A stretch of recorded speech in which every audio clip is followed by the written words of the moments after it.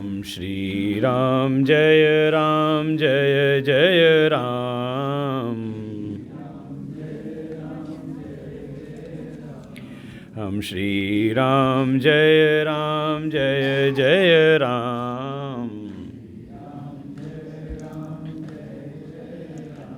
हम श्री राम जय जय राम। हम श्री राम जय जय राम। हम श्री राम जय जय राम। श्री राम जय जय राम।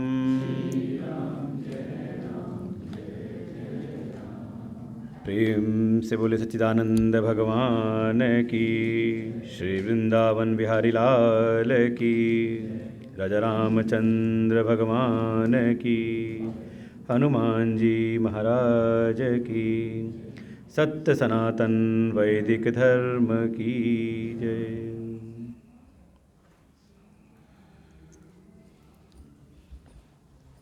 सीधे बैठ करके ओम का उच्चारण करेंगे कल की तरह ही, लंबी सांस लेकर के।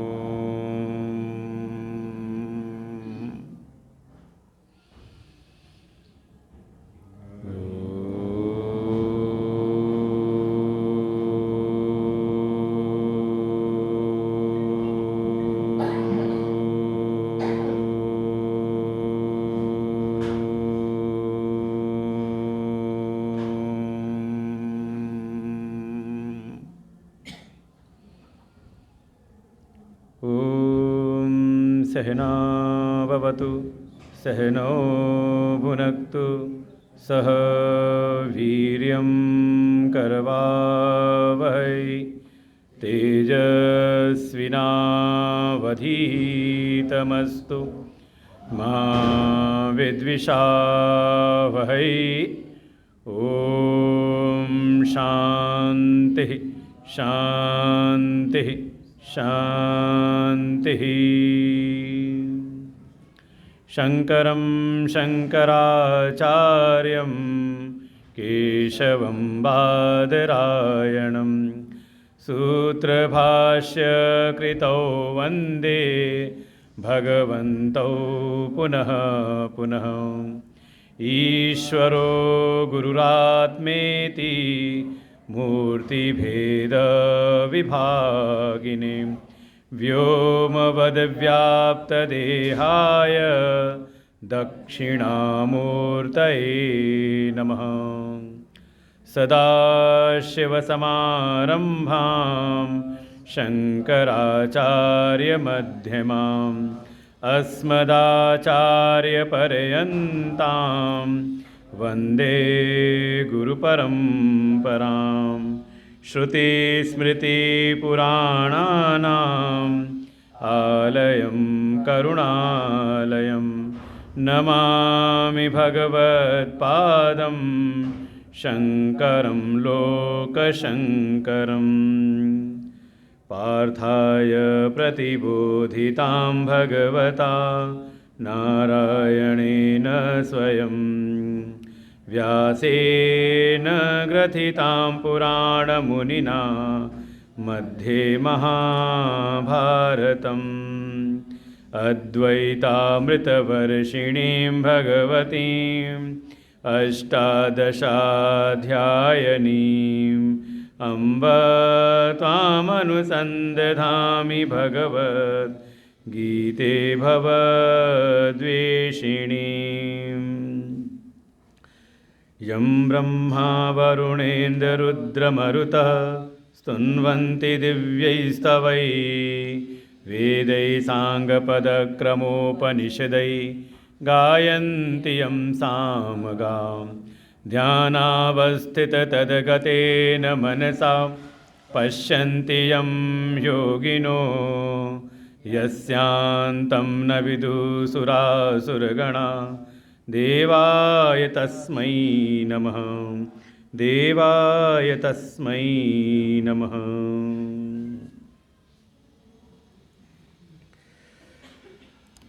आनंद कंद सच्चिदानंद परमपिता परमेश्वर के चरणों में कोटशः नमन वंदन। इस मंदिर प्रांगण में प्रतिष्ठित समस्त देव विग्रहों के चरणों में कोटशः नमन वंदन। मंदिर के आचार्य, समुपस्थित भगवत भक्त, श्रद्धा भक्ति स्वरूपिणी मातृशक्ति, सबको हृदय से नमन वंदन। हम सबका परम सौभाग्य है यह श्रीमद् भगवत गीता का तत्वोपदेश जो भगवान ने कुरुक्षेत्र के मैदान में जब अर्जुन के भीतर मोह उत्पन्न हुआ तो उनके मोह के नाश के लिए उपदेश भगवान ने दिया। संजोग वो दिन भी था एकादशी का। वो एकादशी अभी आगे आने वाली है, मार्गशीर्ष मास की शुक्ल पक्ष की एकादशी। उसी दिन भगवान ने यह गीता का उपदेश अर्जुन को दिया था। और हम सबका बड़ा सौभाग्य है कि आज हम लोग एकादशी के दिन भगवान की वाणी को हम श्रवण कर रहे हैं। तो चाहे तो एक दो श्लोक हम लोग पाठ भी कर सकते हैं। पहले मैं बोलता हूँ, आप लोग सुन करके उसको, कहते हैं ना फर्स्ट एंड लास्ट, पहला पढ़ लो आखिरी पढ़ लो, तो मान लेते हैं कि पूरा उसमें समाहित है। तो हम लोग पहला श्लोक और आखिरी श्लोक पढ़ लेते हैं। ध्यान से सुनेंगे तो उसको फिर आप रिपीट कर सकते हैं। धृतराष्ट्र उवाच धर्मक्षेत्रे कुरुक्षेत्रे समवेतायुयुत्सवः मामका पाण्डवाश्चैव किमकुर्वत संजय। संजय उवाच यत्र योगेश्वर कृष्ण यत्र पार्थो धनुर्धरः तत्र श्रीविजयो भूतिः ध्रुवा नीतिर्मतिर्मम। बढ़िया, आप लोग अच्छा पाठ कर रहे हैं। हमें भी प्रेरणा मिल रही कि यहाँ पे चाहे तो जैसे हम लोग अपना आश्रम में स्वाध्याय इत्यादि कराते हैं या कहीं पर भी गीता का जब प्रवचन होता है तो गीता में कथा नहीं होती, गीता का स्वाध्याय शैली में प्रवचन होता है। और यहाँ तो 3 दिवस का है, जहाँ 7 दिवस होते हैं या 5 से 6 7 दिवस का होता है। तो हम लोग कई बार एक एक अध्याय को ही एक एक श्लोक का वाचन करते हुए पहले उसका हम पाठ करते हैं और फिर उसका उपदेश होता है, उसकी व्याख्या। तो हमें लगता है कि वो भगवान की कहीं ना कहीं कृपा है, अनुग्रह है कि आप लोग उस श्रेणी में हैं कि हाँ उसका आप स्वाध्याय चिंतन कर सकते हैं। और होना भी चाहिए। जो हमारे शास्त्र हैं, हमारे वेद, उपनिषद, श्रीमद् भगवद गीता, ये वास्तव में अध्ययन के ग्रंथ हैं। परंपराओं में हम लोग इसको पूजन तो अच्छे से करते हैं, लगभग सभी के घर में गीता जी तो आजकल प्राप्त हो जाती हैं। गीता है, रामचरितमानस है, भागवत है, ये तो सामान्यतः। और कुछ और अगर सनातन धर्म को मानने वाले तो घर में वेद की भी स्थापना लोग करते हैं और करना भी चाहिए। अपने आर्ष ग्रंथों को, जो हमें ऋषियों की कृपा से ये जो दिव्य ज्ञान का हमें जो प्राप्ति हुई है, उसको घर में कम से कम रखना चाहिए। और घर में है तो यदा कदा आप खोल करके उसका हम अध्ययन भी कर ही लेते हैं। परंपरा तो यही थी कि हम अपने शास्त्रों का स्वाध्याय करें, उसका हम चिंतन करें। और ये पहले परंपराएं थीं अपना आश्रमों में, गुरुकुलों में, कि जो जीविकोपार्जन के लिए भी जो आवश्यकताएं, जो विधा चाहिए, जो विद्या है, उसको भी सिखाया जाता था। साथ ही साथ जो हमारे परम कल्याण का जो मार्ग है, वो जो जीवन के लिए बहुमूल्य सिद्धांत हैं, उनको भी शिक्षा के साथ ही साथ सिखाया जाता था। इसीलिए हमारे यहाँ जब पुरुषार्थ की चर्चा होती तो कहते हैं 4 पुरुषार्थ हैं। पुरुषार्थ शब्द को ज़्यादातर लोग परिश्रम के अर्थ में लेते हैं, लेकिन वैसा उसका तात्पर्य है नहीं। पुरुषार्थ का जो भाव ये है, पुरुषै अर्थ्यते इति पुरुषार्थ। वास्तव में पुरुष की चाह क्या है? अर्थी, अर्थ शब्द कहते हैं अर्थी। केवल आपने कोई एप्लीकेशन दी होगी तो में लिखा होगा प्रार्थी, अर्थना, चाह क्या है। और पुरुष माने जीव। अब पुरुष का भाव मत लेना, कोई गीता जी में पुरुष शब्द बहुत बार बार आया है, तो वहाँ स्त्री पुरुष को लेकर के पुरुष शब्द नहीं है। पुरुष माने ये शरीर रूपी पुर में निवास करने वाला, पुरी शयनात वा, जो इस शरीर रूपी पुर में निवास करे उसका नाम है पुरुष, अर्थात जीव। जो जीव है उसकी मूल चाह क्या है, वो चाहता क्या है? तो हमारे शास्त्र, हमारे जो ऋषि हैं, उन्होंने उसका 4 वर्गीकरण किया और नाम दिया, 4 हैं तो नाम दिया पुरुषार्थ चतुष्टय। धर्म, अर्थ, काम, मोक्ष। और जहाँ पर भी इन चारों का वर्णन विस्तार से हो उसको हम संज्ञा देते शास्त्र, उसको हम कहते थे शास्त्र।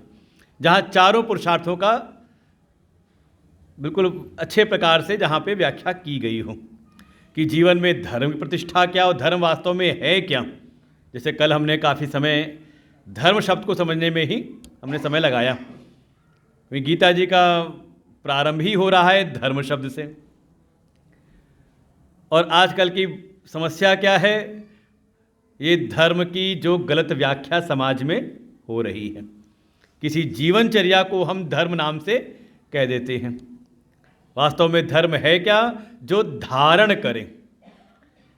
जैसे आपकी नित्य जो क्रियाएं हैं प्रातःकाल की, उसको भी हम कहते हैं धर्म, नित्य कर्म के अंतर्गत। क्यों? अगर आप नहीं करते हैं तो कहीं ना कहीं शरीर को धारण करने में समस्याएं हो सकती हैं। तो ऐसा जो भी जिसके द्वारा धारणा बने, हम कहते हैं सत्य बोलना धर्म है। क्यों? क्योंकि आपने अगर सत्य का पालन नहीं किया, सत्य का भाषण नहीं किया और सामने वाले को कहीं से पता चल गया तो क्या होगा? आपका जो संबंध है वो विच्छेद हो जाएगा। संबंध को वो असत्य धारण नहीं कर सकता। ऐसी हर जगह पे आप समझें, जहाँ भी आप धर्म जो हमारे जीवन को, हमारे जीवन व्यवहार को धारण करें, विखंडन की जो भी संभावनाएं उनको दूर कर दें, हमें एक सूत्र में लेकर के आए। इसलिए इसकी व्याख्या से ही हमारा जो श्रीमद् भगवद गीता पर जो भाष्य है आद्य गुरु भगवान शंकराचार्य जी का, उन्होंने इसी से प्रारंभ किया। द्विविधो ही वेदोक्तो धर्म प्रवृत्ति लक्षणम निवृत्ति लक्षणम च। जो हमारा वेदोक्त, वेद में प्रतिपादित जो धर्म है वो 2 प्रकार का है, प्रवृत्ति लक्षण और निवृत्ति लक्षण। इसको कभी आप भागवत इत्यादि जब कथाओं में आप श्रवण करेंगे तो वहाँ पे जब सृष्टि का क्रम आएगा तो वहाँ देखो, जब सृष्टि की उत्पत्ति होती है तो सबसे पहले ब्रह्मा जी ने प्रकट किया सनत कुमार को, जिन्होंने निवृत्ति का धर्म अपनाया। अर्थात वो घर गृहस्थी को उन्होंने, प्रवृत्ति माने गृहस्थ आश्रम का मार्ग, गृहस्थ का मार्ग, कर्म का मार्ग, और निवृत्ति माने ज्ञान का मार्ग, संन्यास का मार्ग। अब समझ लो आप सब प्रवृत्ति के मार्ग में हो और यहाँ जो गैरिक वस्त्र में बैठे हुए हैं तो देख के लगता है कि इन्होंने सब कुछ त्याग दिया है। देखते ही एक धारणा मन के भीतर बन जाती है। तो निवृत्ति का मार्ग, तो 2 प्रकार के धर्म का व्याख्यान किया है कि अगर कोई प्रवृत्ति में जा रहा है तो कैसे जीवन का आचरण करे, उसका आचरण कैसा हो, आचार व्यवस्था उसकी कैसी हो प्रवृत्ति के मार्ग में। और अगर कोई निवृत्त हो रहा है, निवृत्ति मार्ग में जा रहा है, तो उसके जीवन के आचरण कैसे हों, ये बात समझाने के लिए हमारा वेद है। भगवान कहते हैं बस उसी चीज़ को समझाने के लिए ये श्रीमद् भगवद गीता भी है, इसमें वेदोक्त धर्म का ही सार यहाँ पर दिया गया है। इसलिए मोटा मोटा यहाँ पर विभाग आप जब देखेंगे, चिंतन करेंगे गीता जी के प्रारंभ में ही, तो भगवान यहाँ पर भी दो ही प्रकार की बात कह देंगे। दो मार्ग हैं, एक ज्ञान का मार्ग सांख्य जिसको नाम दिया, दूसरे अध्याय का नाम ही है सांख्य योग, और दूसरा है कर्म योग। अर्जुन ने शरणागति ग्रहण की कि आप मुझको वो निश्चित करके बताइए जिसमें मेरे जीवन का कल्याण हो। देखो लक्ष्य तो कम से कम निर्धारित होना चाहिए मन के भीतर। तीन चीज़ों का विचार करना, इनका निर्धारण करना परम आवश्यक है, आप किसी भी क्षेत्र में हो। पहला तो साध्य क्या है, दूसरा जो भी साध्य है हम उसके साधन का विचार करने लगते हैं। लेकिन महापुरुषों ने कहा ऐसा कि जैसे ही हमने साध्य का निर्णय किया, उसके तुरंत बाद हमें आत्म अवलोकन करना चाहिए कि साधक की स्थिति क्या है, हमारी स्थिति, हम कहाँ पर हैं। और साध्य और अपनी स्थिति के अनुसार, साधक की स्थिति के अनुसार फिर जीवन में साधन का चयन होना चाहिए। इसीलिए आप किसी भी क्षेत्र में हों, चाहे आप धर्म के क्षेत्र में जा रहे हो, आप अर्थ काम के क्षेत्र में जा रहे हो, चाहे आप मोक्ष के क्षेत्र में जा रहे हो, आपको किसी न किसी मार्गदर्शक की आवश्यकता पड़ती ही पड़ती है। उसी को हम कह देते हैं गुरु, जो हमें रास्ता दिखाए, मार्ग दिखाए। क्योंकि हो सकता है साध्य का निश्चय तो आप कर लो कि जीवन का साध्य क्या है, हम दूसरों को सुन करके, शास्त्रों को सुन करके समझ में आ जाता है। लेकिन साध्य में भी परम साध्य क्या है और तात्कालिक साध्य क्या है, देखो सब चीज़ समझनी पड़ती। अगर आप एक एक बात को अगर विचार करेंगे, एक तो कथाओं में होता है कुछ भी हम सुन लेते हैं फिर निकल जाते हैं, लेकिन आप अगर कहीं भी अगर ऐसे प्रवचनों में आएंगे तो वहाँ एक एक बात को ठीक प्रकार से समझाने का प्रयास किया जाता है। साध्य का भी आप निश्चय करते हो, साध्य के निश्चय के साथ में कुछ तात्कालिक भी साध्य बन जाते हैं। तो ये ध्यान रहना चाहिए कि हमारा मुख्य लक्ष्य क्या है और उसमें सहायक कुछ लक्ष्य क्या है। कई बार क्या है कि साधन करते करते हम मुख्य लक्ष्य को तो जाते हैं भूल, और जो बीच के कुछ साधन साध्य थे, तात्कालिक कह सकते हैं, सहायक रूप से जो थे, उनको ही हम पकड़ करके बैठ जाते हैं। तो इसलिए मार्गदर्शक की परम आवश्यकता है, जो आपको समय समय पे याद दिलाता रहे कि आपके जीवन का परम साध्य क्या है। दूसरा कहा कि हम अपना अवलोकन करें कि हमारी पात्रता क्या है, और इसमें भी बड़ी मुश्किल है क्योंकि हर व्यक्ति अपने आप को श्रेष्ठ ही मानता है। कमतर में कोई तैयार होता नहीं कि हाँ हम में भी कोई कमी है। ये इस व्यवस्था को भी बताने के लिए, आपकी पात्रता को भी सर्टिफाई करने के लिए कोई ना कोई योग्य गुरु की आवश्यकता है ही, आप बच नहीं सकते। और जब आप किसी मार्गदर्शक के अंतर्गत रहते हुए जीवन का लक्ष्य और उनके द्वारा जब वो आपके व्यवहार को, आपकी क्रियाओं को, आपके प्रश्नों को, आपकी सेवाओं को देखते हुए आपकी स्थिति को जब वो आपको साधन का उपदेश करते हैं, तो वो साधन हमारे लिए ज़्यादा प्रभावी हो जाते। कम समय में ही हम, कम से कम समय में, कम से कम प्रयास में हम अपने लक्ष्य को प्राप्त कर सकते हैं। तो पुरुषार्थ, धर्म, अर्थ, काम, मोक्ष, ऐसा नहीं कि हमारे यहाँ अर्थ काम को किनारे रखा गया हो। भाई अगर ये प्रवचन भी हमें अगर सुनना है, तो ये ज्ञान की अगर मोक्षदायिनी धर्म का विषय भी हमें श्रवण करना है अच्छी प्रकार से, तो ये संसाधन की आवश्यकता है कि नहीं। ये व्यवस्था ना हो खुली सड़क पे बैठ के अगर हम प्रवचन करें तो कितना आपका ध्यान एकाग्र रहेगा। माइक ना हो तो हो सकता है एक ही दिन का सत्संग सुना करके हमारा गला बैठ जाए दिक्कतें हो जाएं। तो सुविधाओं की भी आवश्यकता है, इसलिए हमारे शास्त्र अर्थ की व्यवस्था भी बताते हैं, अर्थशास्त्र भी हैं, काम की व्यवस्था भी, जो हमारे सुख भोग की व्यवस्था है उसको कैसे करना है उसके लिए भी, उसको कहीं नकारते नहीं कि हाँ इसकी कोई आवश्यकता नहीं।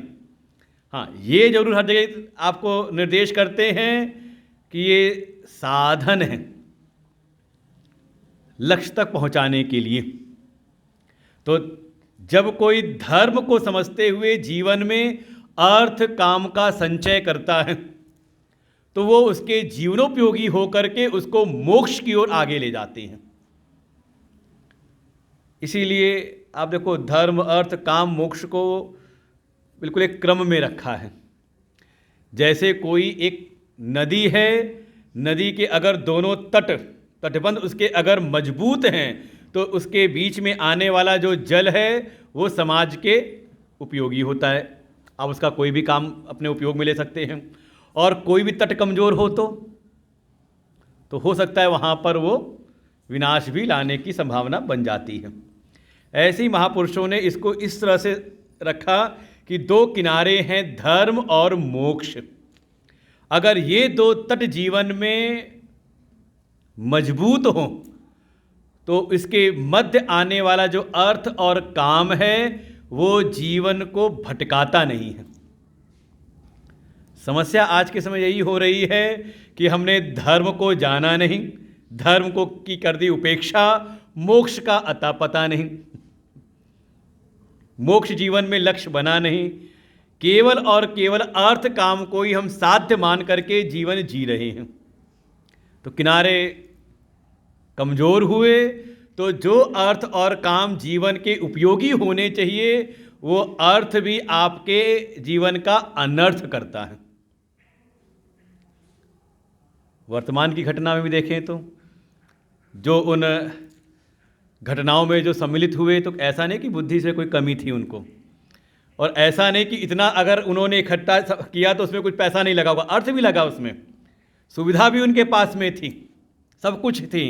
लेकिन क्या हुआ, अगर धर्म का ज्ञान नहीं, धर्म की समझ नहीं कि वास्तव में धर्म है क्या, तो अर्थ काम के द्वारा वो अपना भी उन्होंने सर्वनाश किया और साथ में समाज का भी। देखो यही समस्याएं हैं। और धर्म की तो कल हमने जो कर्तव्य अधिकार के रूप में हमने समझा, स्वभाव को समझ लेना ही धर्म है, हर वस्तु का एक नियत धर्म है। और सबसे बड़ी बात है धारणात धर्म। उसमें भी हमारे महाभारत में एक ऐसी परिभाषा धर्म की आती है, अगर उसको कोई जीवन में धारण कर ले तो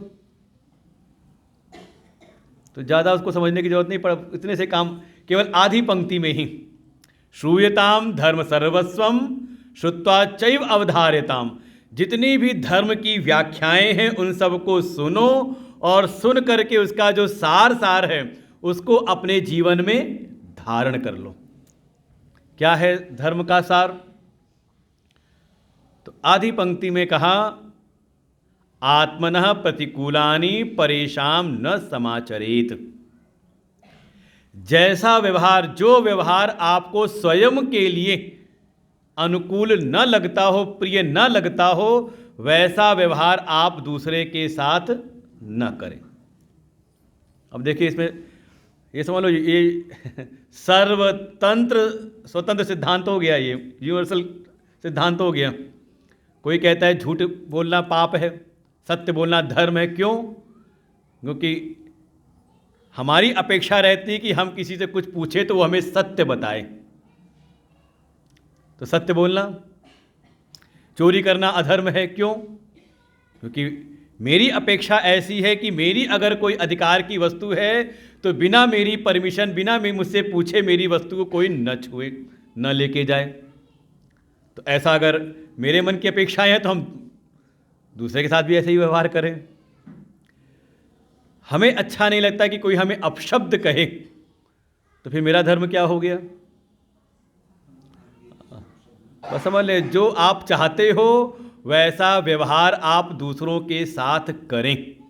भगवान गीता में उसको कहते हैं परस्परम भावयन्तः श्रेयः परम वाप्स्यथ।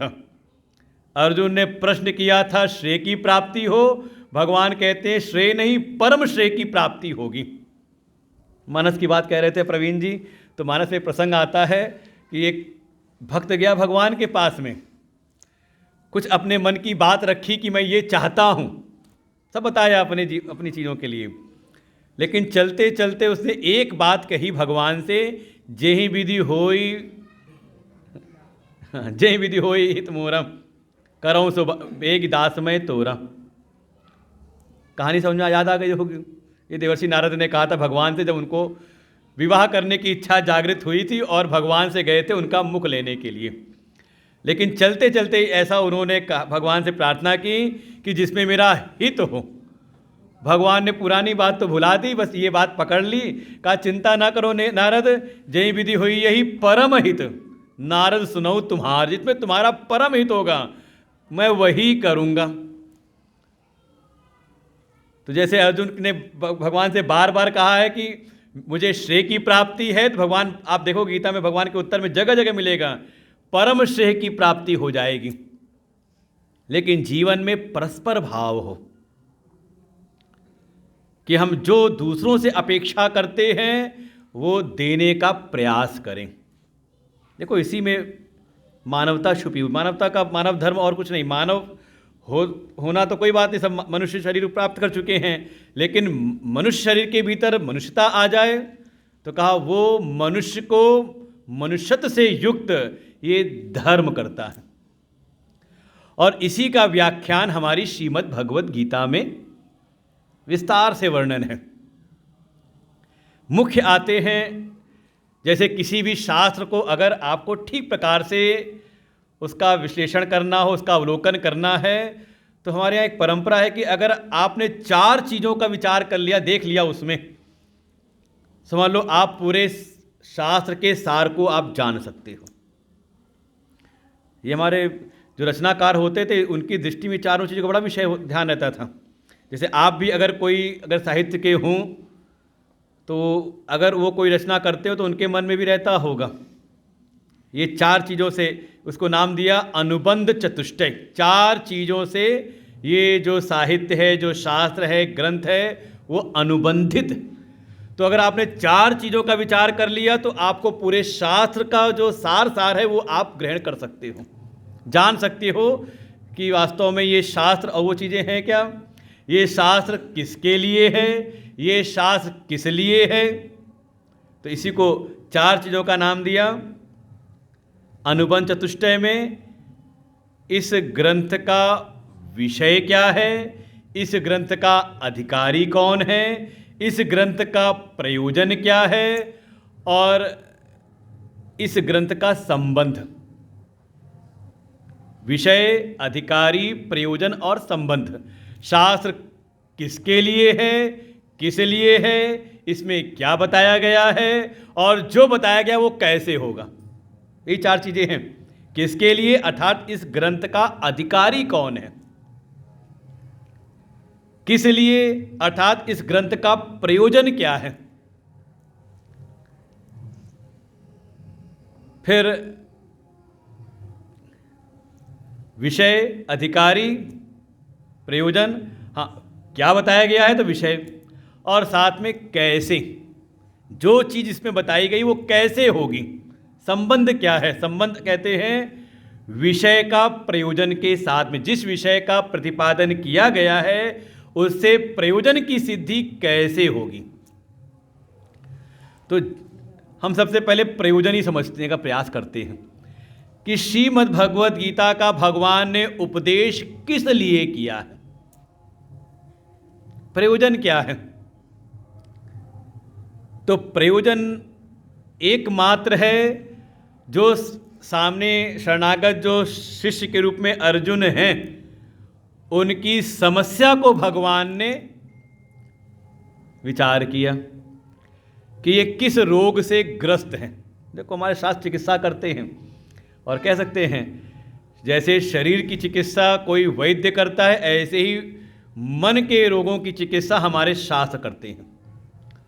यही कारण है कि हजारों वर्ष पूर्व इनकी रचना हुई, लेकिन आज के समय में भी ये प्रासंगिक हैं, आउटडेटेड नहीं हुए। कारण यही है कि केवल बाहर की किसी समस्या का यहाँ पर निदान नहीं है। इन हमारे शास्त्रों में, वेद, उपनिषद, गीता में बाहर की व्यवस्थाएं नहीं, बल्कि भीतर की जो समस्याएं हैं उनका निदान है। कल भी मैंने कहा था श्रेय और प्रेय का एक विभाग बताते हुए कि सीधे सीधे अगर समझना है श्रेय और प्रेय को, तो प्रेय जो बाहर की परिस्थितियों में विश्राम ढूंढे, परम शांति, परम आनंद जो बाहर के जगत में ढूंढने लगता है, समझ लो प्रेम मार्गी है। और हम कह सकते हैं आजकल का विज्ञान भी इसी तरफ उसकी रफ्तार है। कार्य को देख के कारण की खोज करना, यही विज्ञान है। कोई कार्य दिखाई दिया, इसका क्या कारण है, यही तो खोज कर रहे हैं। सबका ध्यान नहीं जाता, रोज फल नीचे गिर रहे हैं, किसी का ध्यान नहीं गया, लेकिन किसी ने देखा कि फल नीचे गिरा, तो नीचे ही क्यों गिरा, ऊपर क्यों नहीं गया। आपकी रसोई में रोज किसी पात्र में पानी उबल रहा हो और ढक्कन ऊपर नीचे हो रहा हो, हमारा ध्यान नहीं जाता, लेकिन किसी ने देखा, उसके मन में चला गया कि इतनी ताकत, इतनी एनर्जी की कहते हैं ढक्कन को उठा ले जाए। वो क्या कारण है, तो वैज्ञानिक हो गए। तो कार्य को देख करके कारण की खोज, और उसको बाहर ढूंढते हुए बाहर की व्यवस्थाओं को ठीक करने में हमारा पूरा विज्ञान लगा हुआ है। लेकिन विश्राम, जितना वो नई नई सुविधाएं प्रकट करते हैं, उतनी नई नई समस्याएं साथ लेकर के वो साथ खड़ी रहती हैं, तैयार हैं। जो हमारा अध्यात्म है उसकी विधा भी यही है कि कार्य को देख करके कारण की खोज करना। अगर कोई कार्य सामने दिखाई दे रहा है, कोई इफेक्ट है, तो उसका कॉज क्या होगा। लेकिन अध्यात्म की जो प्रयोगशाला है वो है अंतर जगत में, और उसी का पूरा अच्छे प्रकार से समग्र रूप से विश्लेषण हमारे वेद शास्त्रों में प्रस्तुत किया गया है। यही कारण है कि हजारों साल पुराने ये हमारे शास्त्र होने के बाद भी आज भी ये प्रासंगिक हैं। हमारे पुराण, जो नाम है पुराण की व्याख्या यही की, पुरा अपि नवा, पुराने प्राचीन हो करके भी आज भी नवीन है, नए से हैं। आवश्यकता है उसको समझने, उन सिद्धांतों को, उन कथानकों के माध्यम से जो सिद्धांत स्थापित किए गए उनको जानने की, समझने की। तो इन शास्त्रों में हमारे मन की स्थिति को ठीक करने के लिए कि बाहर की परिस्थितियां कैसी भी रहें, हमारा मन इससे प्रभावित ना हो, उन सारी बातों का यहाँ पर निरूपण श्रीमद् भगवद गीता में भगवान ने अर्जुन को माध्यम बना करके प्रस्तुत किए हैं। तो बात थी प्रयोजन क्या है, तो अर्जुन के भीतर की समस्या, उसके कह सकते हैं उसके भीतर के रोग को भगवान ने पहचाना कि अर्जुन मोह से ग्रसित है। एक नया शब्द आ गया, मोह। वैसे आप सब प्रयोग करते रहते होंगे कहीं ना कहीं, घर गृहस्थी में लोग कह देते हैं अरे हम कहीं मोह माया में नहीं फंसे हुए हैं, या किसी दूसरे को कह देते हैं अरे तुम तो मोह माया में फंसे हुए हो। तो मोह माया क्या है? घर परिवार मोह माया है, धन, ये सुविधाएं मोह माया है।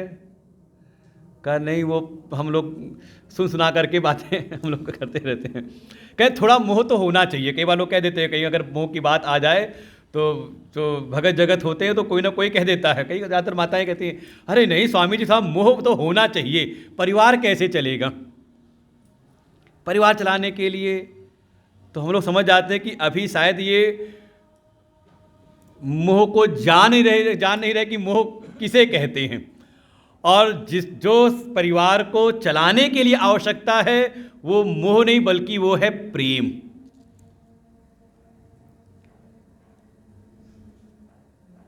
दोनों लगते एक जैसे हैं बाहर से, दोनों में थोड़ा अटैचमेंट है, प्रेम में भी मोह में भी, लेकिन अंतर है। क्योंकि गीता जी में प्रेम की व्याख्या भी है, भक्ति योग, और यहाँ पर मोह का निवारण भी बताया है। और देखें अर्जुन ने उसको प्रारंभ में तो स्वीकार नहीं किया। यही बात समझने वाली है, जो मोह से ग्रस्त होता है ना, वो मानने को तैयार नहीं होता कि मैं मोह में पड़ा हुआ हूं। आप भी नहीं कहीं मान सकते, हम पक्का कहते हैं, नहीं मान रहे तो पक्की अच्छी है, कोई बात नहीं। लेकिन जब भगवान ने उपदेश किया है अर्जुन को, तो अर्जुन ने 10 अध्याय सुने। भगवान ने अपनी विभूति का दर्शन करा दिया कि देखो कहाँ कहाँ किस किस रूप में मैं विराजमान हूँ। अर्जुन ने पूछा ही केशु केशु च भावेशु, किस किस प्रकार से मैं, किस किस भाव से मैं आपको सब में देखूँ। भगवान ने अपनी विभूति का दर्शन करा दिया, देखो मैं कहाँ कहाँ किस किस रूप में हूँ। सुनने के बाद 11वें अध्याय के प्रारंभ में अर्जुन कहता है भगवान से, यत् योक्तम वचस्तेन मोहो अयम विगतो मम।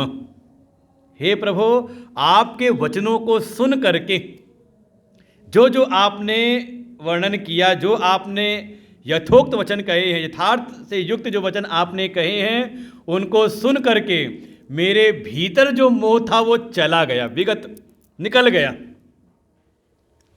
कब माना है? 11वें अध्याय में। देखो, अपनी कमी को कोई स्वीकार कर ले तो समझ लो वो उपचार के मार्ग पे तत्क्षण आरूढ़ हो जाता है। ये बड़ी देर लगती है अपनी कमी को स्वीकार करने में, जान पाने में कि हाँ समस्या क्या है, समस्या क्या है, कहाँ है। लेकिन भगवान ने उपदेश को विश्राम नहीं दिया। भाई मोह का उपचार कर रहे थे, अर्जुन ने कह दिया मोह चला गया, तो भगवान ने उपदेश को अभी विराम नहीं दिया। भगवान उसके बाद 12वां अध्याय, 13वां अध्याय, 14वां अध्याय, 15वां अध्याय, 16, 17, 18वां अध्याय, और बड़ा लंबा है 18 अध्याय। 18वां अध्याय तो सबसे बड़ा अध्याय है।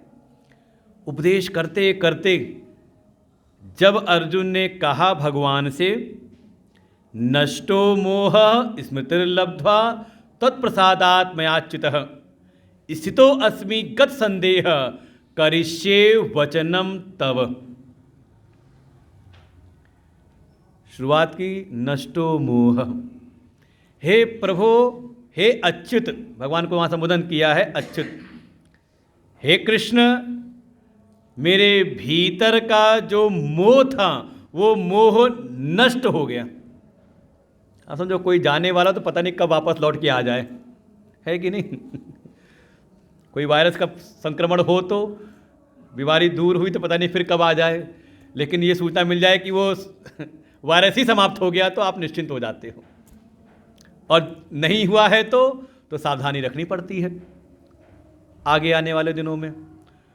तो जब अर्जुन ने कहा प्रभु आपके इन उपदेशों को सुनकर के मेरे भीतर का मोह नष्ट हो गया, मुझे अपने स्वरूप की स्मृति हो आई है, मैं पहचान गया हूं कि मैं कौन हूं। और जो स्वरूप की स्मृति वैसी नहीं कि जैसे हमने सुना, मैं अगर पूछ लूँ अभी आप सबसे कि आप कौन हो, तो हो सकता है आप कह सकते हो कि मैं आत्मा हूं। भाई कम से कम इतना तो कम से कम सनातन धर्म के अंतर्गत हैं। गीता उपनिषद में अगर आपकी रुचि है तो कुछ संस्कार तो आपके भीतर हैं। आत्मा, परमात्मा, इन शब्दों से आप अनभिज्ञ नहीं हो, तो आप कह दोगे हाँ मैं आत्मा हूँ। अच्छा, आत्मा के लक्षण क्या हैं, गुण धर्म क्या हैं? तो आपको हो सकता है बचपन का श्लोक भी याद हो, न जायते म्रियते कदाचित, कि न कभी आत्मा वो है जिसका न कभी जन्म हुआ है न कभी मरण हुआ है, नायम भूत्वा भवितावान भूयः, हो करके कभी वो नष्ट नहीं होती, उसमें कोई विकार नहीं होता। अजो नित्य शाश्वतोयम पुराणः, शरीर के मरने से आत्मा नहीं मरती। नैनम छिंदन्ति शस्त्राणि नैनम दहति पावकः, जिसको आग जला नहीं सकती, जल गीला नहीं कर सकता, हवा सुखा नहीं सकती, अर्थात वो सभी विकारों से रहित है ना? स्मृति तो हो आई आपको कि हाँ मैं शरीर नहीं, मैं आत्मा हूं। लेकिन अगले क्षण जब तक सत्संग में, तब तक तो ज्ञान वैराग सब जग जाता है। भागवत में यही कथा है, महात्मा में देवर्षि नारद को मिले वो भक्ति महारानी, उनके 2 पुत्र ज्ञान वैराग्य। तो जब तक वेद वेदांत घोषैश्च गीता पाठैर मुहुर्मुहुः, जब तक देवर्षि नारद उनको वेद वेदांत सुनाते हैं, गीता का पाठ सुनाते हैं, तो ज्ञान वैराग जगते हैं। उनकी आंखें खुलती है, थोड़ा अंगड़ाई लेते हैं, जग करके बैठते हैं।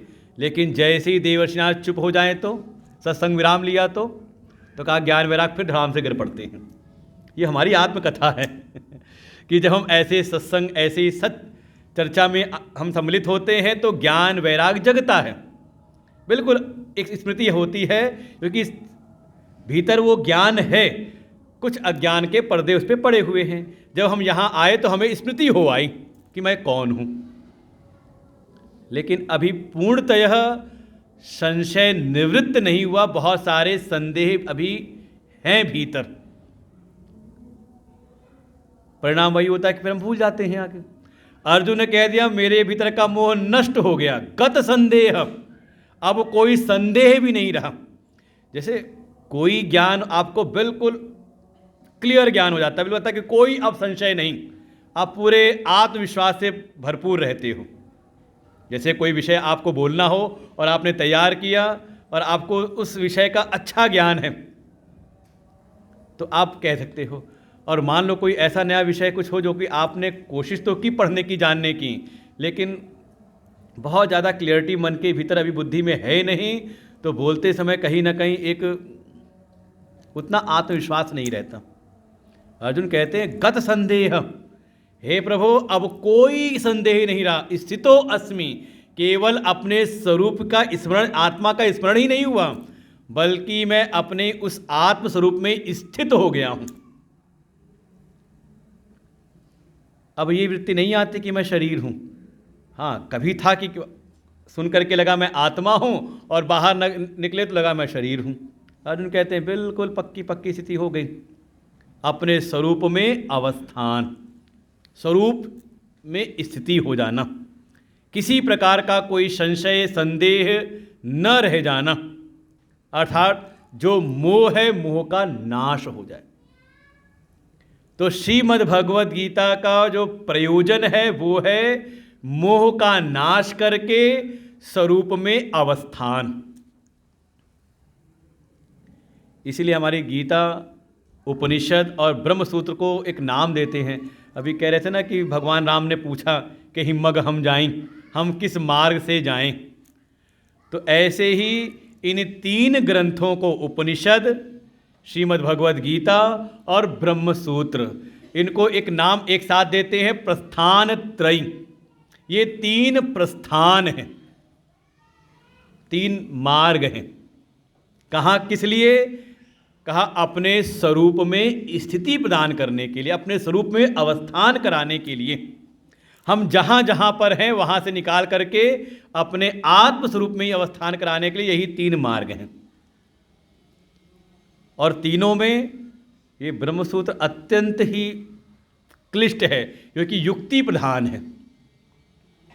जितने प्रकार के भी आप तर्क वितर्क सोच सकते हो, वहाँ सब हमारे वेद व्यास जी ने वहाँ निरूपण कर रखे हैं। जो उपनिषद है वो श्रुति प्रस्थान है, वेद है, और सनातन धर्म के जो अनुयायी हैं उनके लिए वेद प्रमाण है, स्वतः प्रमाण है। वेद में जो बात कही गई है वो 100% सत्य है। नहीं समझ में आती तो आवश्यकता है अपनी बुद्धि का परिमार्जन करने की।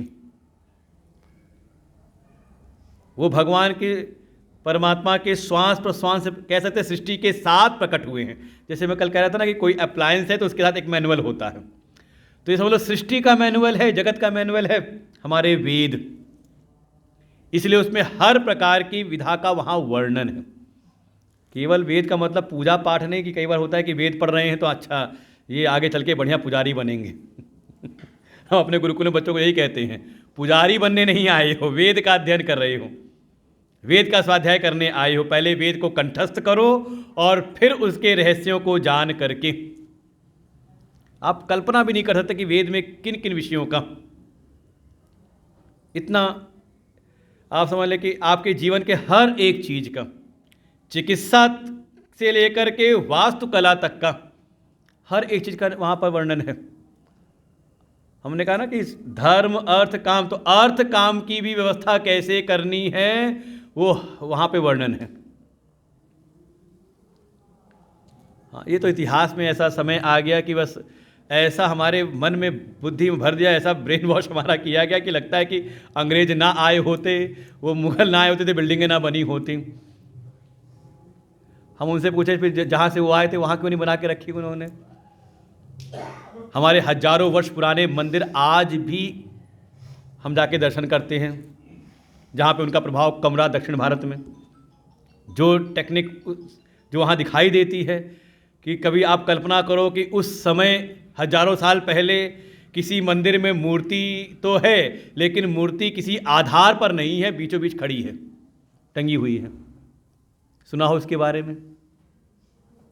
हमारे देश का ही मंदिर किसी बेस पर ही टिकी है, बीचों बीच बेस के बीचों बीच में टिकी हुई थी।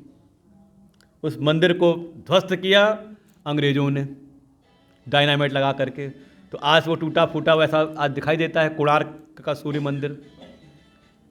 कोई भी इमारत बनती है, बिल्डिंग बनती है, तो नीचे से ऊपर की ओर बनती है। आपने सुना हो कि कोई बिल्डिंग ऐसी बनी जो ऊपर से शिखर पहले बना हो और नीचे मंदिर बाद में बना हो? कभी जाके देखा हो? एलोरा की गुफाएं, वहाँ कैलाशनाथ मंदिर जो है, अजंता एलोरा जो है, वो ऐसे ही वहाँ शिखर एक ही पहाड़ को काट करके पहले शिखर बना है और काटते हुए नीचे लेकर के आए हैं। ऐसे ऐसे ये तो केवल इतिहास इतना हम लोग को केवल आधा अधूरा इतिहास हम लोगों ने पढ़ा, तो हम लोग उसी में भ्रमित रहते हैं।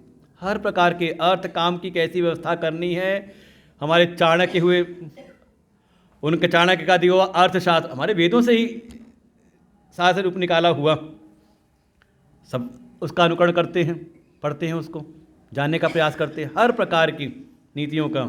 इसलिए गीता जी का भी अंतिम वही दिया है, यत योगेश्वरा कृष्ण यत पार्थो धनुर्धर तत्र श्री विजयो भूति नीति मतिर्मम। जहाँ पर ऐसा दिव्य ज्ञान स्वरूप भगवान कृष्ण हो, भगवान कृष्ण मतलब जहाँ पर ये श्रेष्ठ ज्ञान हो और ज्ञान के अनुसार परिश्रम करने वाले कोई पार्थ हों, इनका संयोग हो जाए तो वहीं पर श्री हैं, ऐश्वर्य लक्ष्मी, वहीं पर सारी भौतिक संपदाएं हैं, वहीं विजय है, वहीं हर प्रकार की सफलताएं हैं, वहीं पर नीति है, वहीं पर समझ लें अटलमति वहीं पर है, सारी चीज़ें वहाँ उपलब्ध हो जाती हैं। तो ऐसा हमारे शास्त्रों में वर्णन किया गया। तो धर्म अर्थ काम मोक्ष, इनको पहले हम समझें ठीक प्रकार से। मोह को जानना, और अर्जुन की स्थिति को देख के भगवान ने, जो अर्जुन ने पहले अध्याय में अपनी जो बातें कहीं और दूसरे अध्याय के लगभग 7-8 श्लोकों तक जो अर्जुन ने व्याख्यान जो बातें कहीं भगवान से, उन बातों को सुन करके भगवान जान गए कि समस्या अर्जुन के भीतर क्या है, और उस समस्या को नाम दिया कि अर्जुन मोह से ग्रस्त है। और मैंने कहा अर्जुन को सीधे भगवान ने कहा भी नहीं और ना अर्जुन ने प्रारंभ में माना, लेकिन 11वें अध्याय में जाकर के खुद कहते हैं कि हाँ मेरे भीतर का मोह चला गया। तो रहा होगा तब तो गया ना, और जब कहा नष्टो मोह, मोह नष्ट हो गया तो रही होगी, भीतर कोई चीज़ होगी तब तो नष्ट होगी। आप कहो कि हाँ पहले थी अब नहीं है। मोह है क्या? तो मोह के लक्षण बताए हैं। अर्जुन की पूरी स्थिति पहले अध्याय और दूसरे अध्याय के प्रारंभ में अर्जुन की बातों सुन करके हमारे आद्य गुरु भगवान शंकराचार्य जी ने मोह के लक्षणों को दिखाया है। वैसे मोह को परिभाषित किया, मोह माने मुहि वही चित्ते, चित्त की विपरीत स्थिति हो जाए। सीधे सीधे सरल शब्दों में कहा जाए, जो चीज़ जैसी है उसको वैसा न जान करके अन्यथा जान लेना, इसी का नाम है मोह। और जब जो चीज़ जैसी उसको वैसा नहीं जाना तो उसके प्रति व्यवहार जो होगा तो दोष आएगा ही आएगा व्यवहार में। तो अर्जुन की कुछ स्थिति को देख करके आद्य गुरु भगवान शंकराचार्य ने मोह के 4 लक्षण गिनाए हैं। मोह के अतिरेक से मोह के कम तक। मोह का अतिरेक है तो क्या स्थिति बनती है, और मोह अगर कम है तो भी क्या स्थिति दिखाई देती है, मतलब मोह है तो क्या लक्षण हो सकते हैं। जिसमें पहला ही लक्षण है जो अर्जुन भगवान से कहता है कि इस युद्ध को करने से तो अच्छा है कि मैं जाकर के भिक्षा का जीवन यापन कर लूं। दूसरे अध्याय के प्रारंभ में ही, इस युद्ध को करने से अच्छा है कि मैं भैक्ष्म पीह लोके, अपने जीवन को जो चलाना है ना, भिक्षा मान करके जीवन जी लूंगा। इसे कहते हैं परधर्म का अनुष्ठान। जब भीतर कोई मोह से ग्रस्त होता है तो उसको अपने स्वधर्म का बोध नहीं रहता, और जो उसका स्वधर्म नहीं है वो उसमें उसका रुचि ज़्यादा होती है। आप देखो, अपने जीवन को देखें तो कोई ऐसा विद्यार्थी है जिसको पढ़ने के लिए बोलना नहीं पड़ता, और कोई ऐसा है कि बोलने के बाद भी नहीं पढ़ता है विद्यार्थी। जैसे जीवन के हमारे 4 विभाग हैं: ब्रह्मचर्य आश्रम विद्यार्थी जीवन, गृहस्थ आश्रम जिम्मेदारियों का जो एक जीवन है, कर्तव्य विधानता जहाँ पर रहती है, वानप्रस्थ थोड़ा अपने आत्मशुद्धि के लिए जो जीवन है, एकांतिक जीवन, साधनामय जीवन, और चौथा संन्यास आश्रम अर्थात आत्मज्ञान प्राप्त करने का समय। और इसका बहुत सुंदर निरूपण किया है हमारे मानस में, रामचरितमानस में। जब दशरथ जी का देहांत हो गया, राम जी चले गए वनवास, राम लक्ष्मण माँ सीता जी चली गई वनवास में, और जब अंतिम संस्कार करके सभा लगी तो भरत जी कहीं ना कहीं शोकाकुल होते। तब वहाँ पर जो गुरु वशिष्ठ जी हैं उन्होंने बताया कि शोक किसके लिए करना चाहिए। और बहुत सुंदर वहाँ निरूपण है धर्म का वहाँ पर, कौन शोक। और यहाँ भगवान भी किसी यही उपदेश करेंगे कि इसके लिए शोक करना उचित नहीं है, इसके लिए शोक करना उचित नहीं, इसके लिए शोक करना। दूसरे अध्याय में यही है। और आप समझ लो, भगवान के उपदेश का अगर आपको उपक्रम उपसंहार पकड़े, जैसे हमने कल था पूरी गीता का उपक्रम धर्म और उपसंहार मम जोड़ा था ना, मम धर्म की मस्ती। ऐसे ही अगर भगवान के उपदेश का आपको उपक्रम पकड़े तो भगवान के का जो उपदेश प्रारंभ होता है, पहला शब्द है अशोच्य। ये अशोच, ये शोक करने के योग्य नहीं है, अर्थात शोक करना नहीं चाहिए।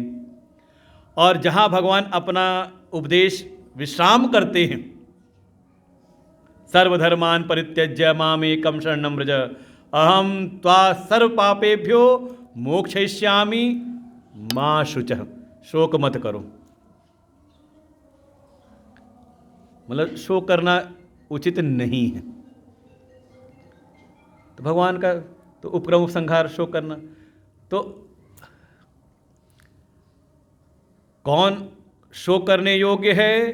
तो कह सकते हैं अगर कोई ब्रह्मचर्य आश्रम में है, विद्यार्थी जीवन में है, और वो अपना जो विद्यार्थी का कर्तव्य क्या है, देखो ब्रह्मचर्य आश्रम जो हमारे जीवन का विभाग है, 4 विभाग हमारे जीवन का है कि मनुष्य कैसे अपने जीवन को उत्कर्ष की ओर ले जाए, और जीवन का जो चरम उत्कर्ष है मोक्ष की प्राप्ति कैसे जाएगा, उसके लिए हमारे जीवन का 4 विभाग किया, जिसको नाम दिया आश्रम व्यवस्था।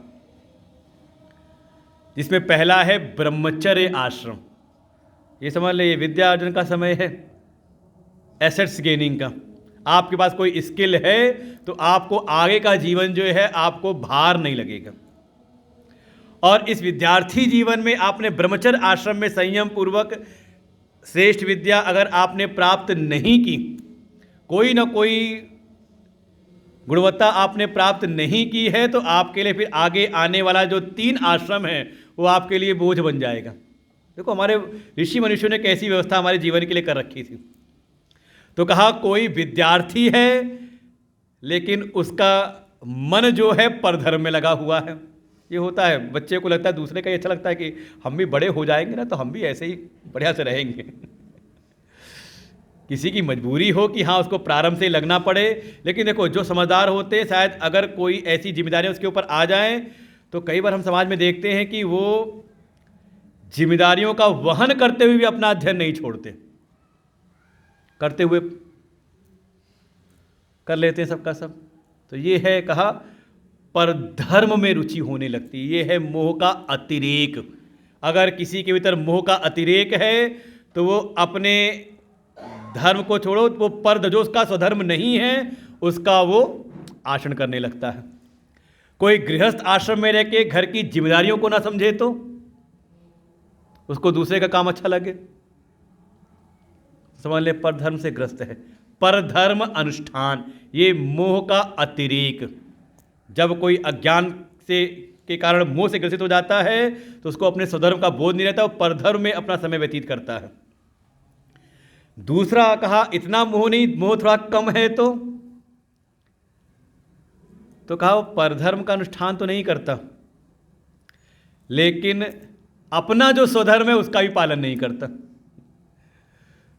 हो सकता है ठीक है किसी और काम में उसका मन नहीं, वो विद्यार्थी तो है लेकिन पढ़ाई भी ना करे, ठीक है कहीं और नहीं जा रहा, ज़्यादा दूसरे धर्मों में नहीं जा रहा, लेकिन अपना जो स्वधर्म है उसका भी पालन नहीं कर रहा, स्वधर्म का उसको बोध नहीं रहता, स्वधर्म अपने कर्तव्य का।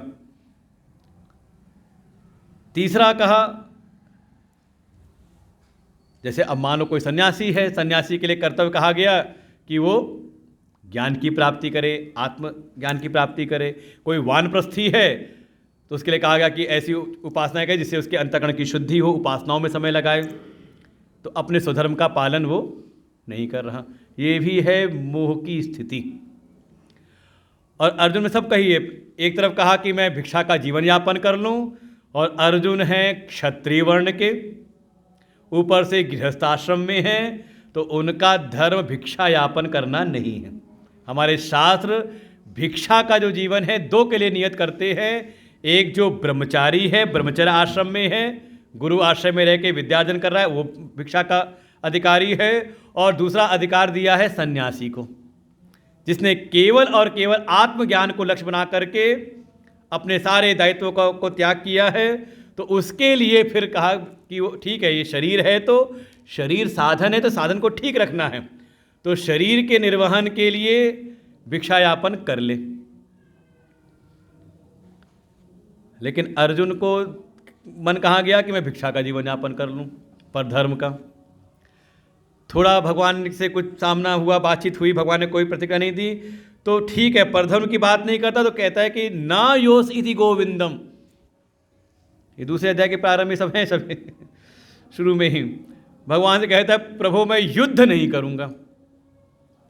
युद्ध यहाँ पर लड़ाई करने वाली बात नहीं है। आप समझो जैसे कोई अगर आर्म्ड फोर्स में है तो, और सीमा पर कुछ ना कुछ हलचल चल रही है, संकेत मिल रहे हैं, तो शायद हो सकता है छुट्टियां भी कैंसिल हो जाती होंगी। हमारे तो बैठे हुए हैं महापुरुष लोग कि नहीं होती। अब उनके लिए कोई और कर्तव्य नहीं है, कर्तव्य है सीमा की सुरक्षा। जिस कार्य में अर्जुन एक क्षत्रिय वर्ण के हैं जिनका कर्तव्य है धर्म की रक्षा के लिए युद्ध करना, लेकिन कहते हैं मैं युद्ध नहीं करूंगा, स्वधर्म का परित्याग। ये है मोह का दूसरा लक्षण, कि वो अपने स्वधर्म का विचार नहीं करता, अपना जो उसका स्वधर्म है उसके व्यक्तित्व के अनुसार वो जिस आश्रम में है, जिस वर्ण में है, जिस व्यवस्था में है, वहाँ उसको क्या करना चाहिए। और कई बार क्या होता है कि लोग आलोचक अच्छे बन जाते हैं। हमारे एक आश्रम की व्यवस्था में ऐसी कोई था, तो उन्होंने कहा अरे देखो उसने ये काम ठीक नहीं किया, इतना टाइम हो गया उसने मंदिर नहीं खोला। तो हमने कहा ऐसा करिए, आप समय से उठ जाते हैं, मंदिर की चाबी आप ले लीजिए, कल से आप खोल दीजिएगा। उन्होंने कहा नहीं ये मेरा काम नहीं।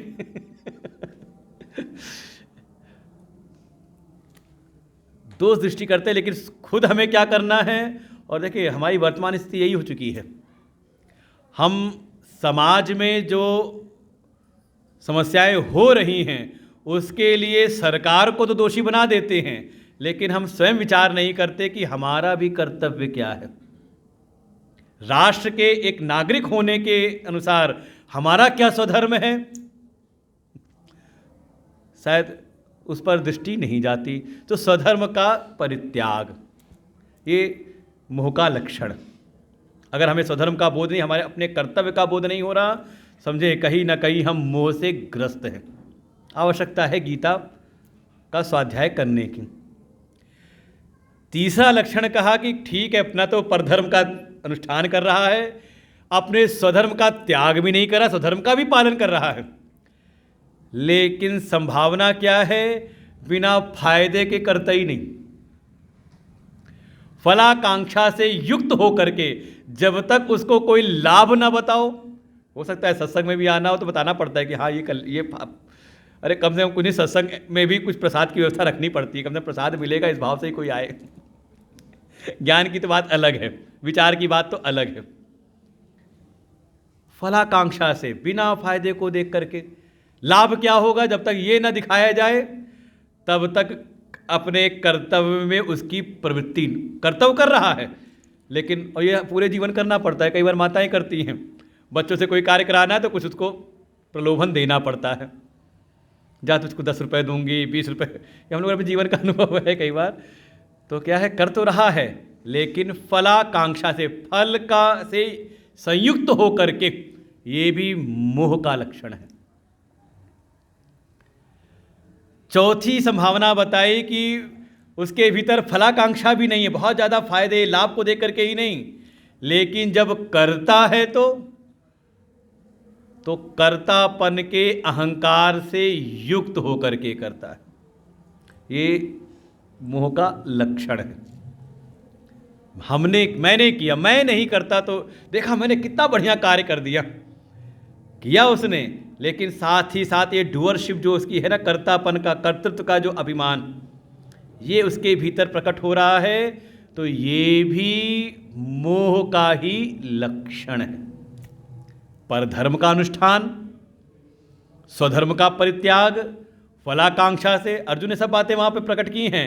फलाकांक्षा में अर्जुन कहता है इस युद्ध का परिणाम भी हम नहीं जानते, यद्वा जयेम यदि वाने जयेयु, पता नहीं वे हमें जीतेंगे या हम उनको जीतेंगे, इस युद्ध का परिणाम क्या होगा हम ये भी नहीं जानते।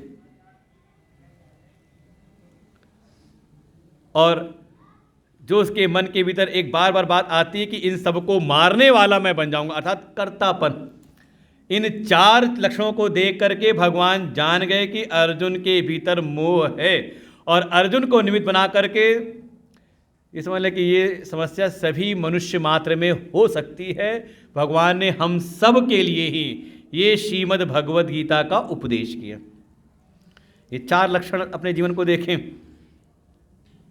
पर धर्म का अनुष्ठान, और ये कारण यही है कि शायद हम अपने व्यक्तित्व का निर्धारण नहीं कर पाते कि मैं हूँ कौन। मूल में वही है प्रश्न जो कल वाला था, मैं कौन हूँ, मुझे क्या करना है, और परम शांति, परम विश्राम कहाँ मिलेगा।